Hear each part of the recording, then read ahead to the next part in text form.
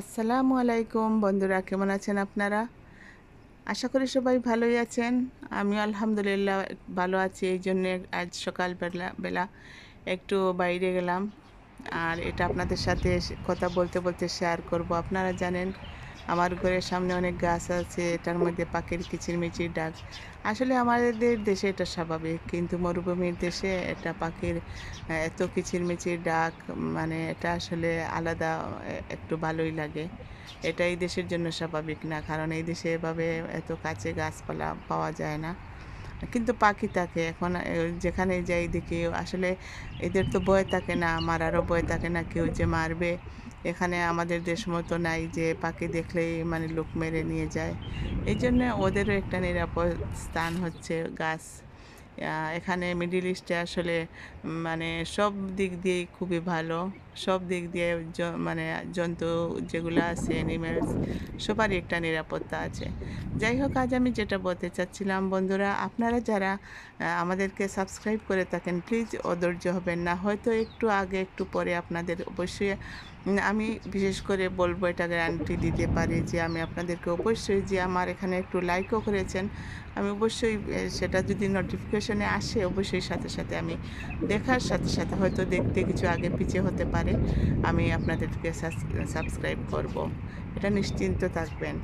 আর সবাই এরকম করে থাকবেন আমার বিশ্বাস, কারণ সবাই তো আর অবসর থাকেন না, যে যখন দেখবেন টাইমেরও একটা ব্যাপার আছে।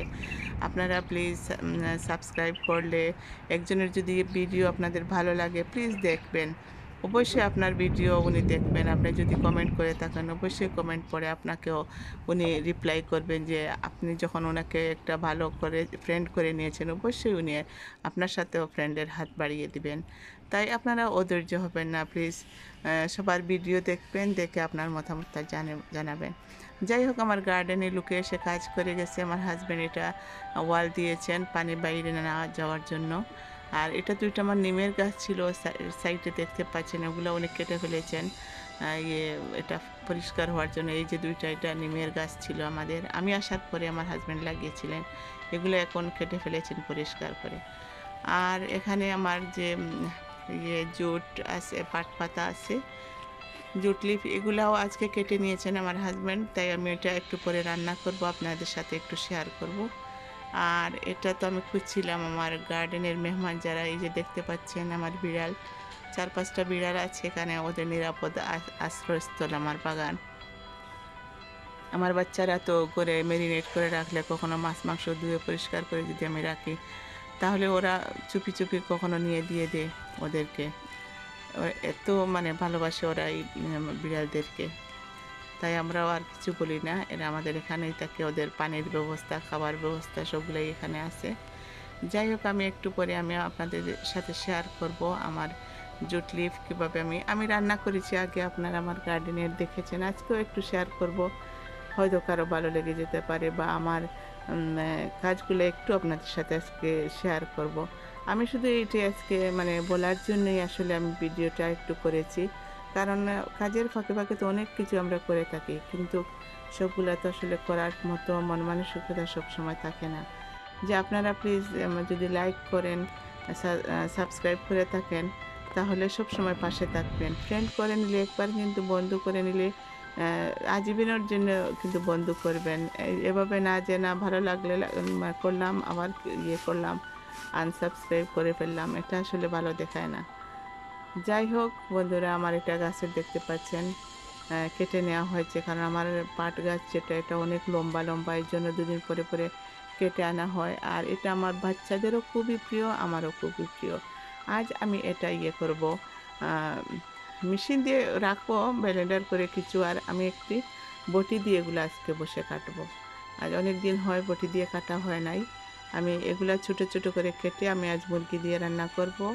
আর এটা একটু বড় করে যেগুলা কাটা আছে, এটা দেখতে পাচ্ছেন, এটা আমি ব্লেন্ডার করে আমি প্যাকেট করে রেখে দিব, কারণ এটা আমার বাচ্চাদের খুবই প্রিয় খাবার, আর আমারও খুবই প্রিয় খাবার। কখনো স্যুপের মতো বানাই, আবার কখনো মুরগি দিয়ে রান্না করি, কখনো এমনিতেই বানাই। আপনাদের সাথে আগের ব্লগে আমি শেয়ার করেছি, আশা করি আপনারা আগে দেখেছেন, আর দেখে ভালো লাগবে। আমি মানে এটার মধ্যে আপনারা তো জানেন, যারা দেখেছেন আর যারা দেখেন নাই ওনাদের জন্য একটু শেয়ার করতেছি।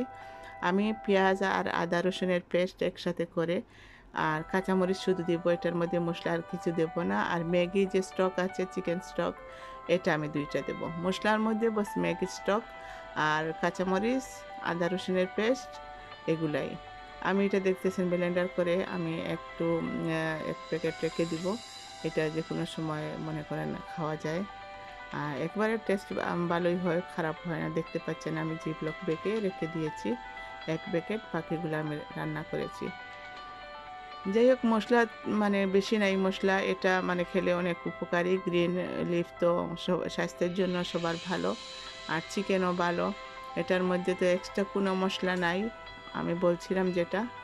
যাই হোক, ভালো ভালো করে রেঁধে আমি নাড়াচাড়া করে একটু ভুনে নিয়েছিলাম, কারণ এটার মধ্যে তো কোনো মশলা নাই। এই যে ম্যাগি স্টকটা আছে এটা, আর আদা রসুন আর পেঁয়াজ ভালো করে একটু ভুনে নিতে হয়, কারণ এটার মধ্যে এক্সট্রা মশলা নাই, যাতে গন্ধ না করে।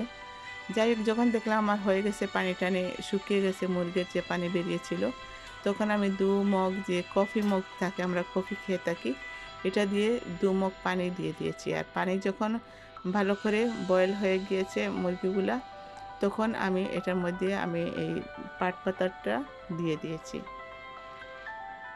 দেওয়ার পরে উপরে দেখতে পাচ্ছেন আমি আলাদা বাগার করে রসুন আর পেঁয়াজ যেভাবে করে থাকি, ডালের মধ্যে যেভাবে আমরা বাগার দিয়ে থাকি, এভাবে দিয়ে উপরে দিয়ে দিয়েছি। হয়ে গেছে আমার তরকারিটা। যাই হোক, আমি একটু ফ্রুট কেটে বাচ্চাদেরকে দিব। এটা একটু পেকে গিয়েছিলো, তাই এটা দিয়ে জুস বানালাম। এটার ভিতরটা লাল ছিল না। আর একটা পাইনাপেল, এটা আমি আর আমার হাজব্যান্ড খাবো, আমাদের খুবই পছন্দ। আর বাচ্চাদের জন্য জুস বানালাম। এটা আসলে রং একটু সাদা ছিল, আমের রংটা লাল ছিল না। এটা দেখতে পাচ্ছেন ফ্রেশ মিল্ক একটু দিয়েছি, একটু পাতলা করার জন্য, এটা অনেক ঘন হয়ে গিয়েছিল। বাচ্চাদেরকে জুস দিয়ে আমি আনারসটা কেটে রাখলাম, পরে খাবো। আর আমি একটু গ্রিন টি খাবো। আশা করি আমার এই ব্লগটি মানে আজকের এই ব্লগটি শর্টকাট ব্লগ আপনাদের ভালো লেগেছে। আর আপনারাও গ্রিন টি খাবেন, যখনই একটু কাজ করে ক্লান্ত হয়ে যাবেন, গ্রিন টি খাবেন, এটা স্বাস্থ্যের জন্য ভালো। তা ভিউয়ার্স, কেমন লাগলো আমার এই ব্লগটি?